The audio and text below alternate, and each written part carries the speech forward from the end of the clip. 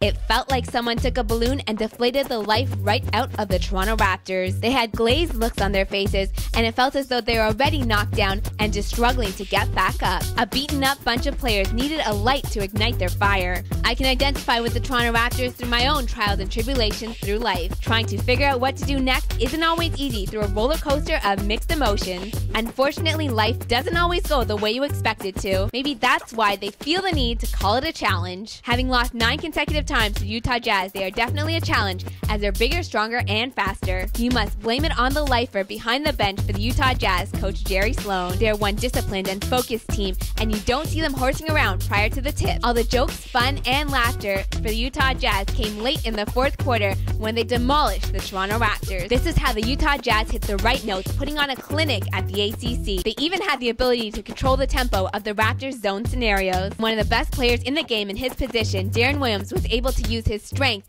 and will to carve out space through the lack of the Raptors' defense. To pinpoint to the T why the Utah Jazz players are so good at playing the game of basketball is because the entire roster knows their specific roles. And to show how the Utah Jazz coaching staff know how to recruit, 6 of their players were drafted in the second round and 5 of their players went undrafted. Take, for example, the undrafted player out of Utah, Ronny Price, who averages 1.2 points a game. He took off and flew right through traffic and threw down one nasty put-back jam. Antoine Wright tried to use his actions to speak louder than his words as he was fearless going to the lane. But the Utah Jazz players had no ill will when they fouled Wright hard and made him earn it at the free throw line. And Antoine Wright, prior to the tip, joked about taking on the lifer, Jerry Sloan.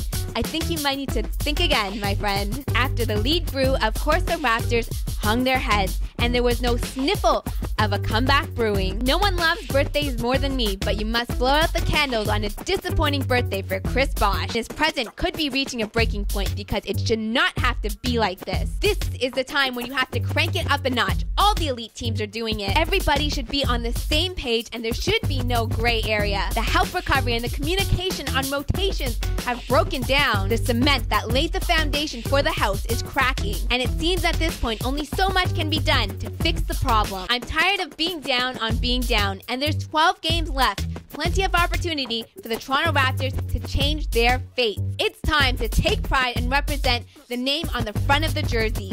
I'm Kyle. Thanks again for joining me inside the Purple Room, and make sure you also follow Joel Riley and Boshtown because we still need him in Toronto. I'll see you next time.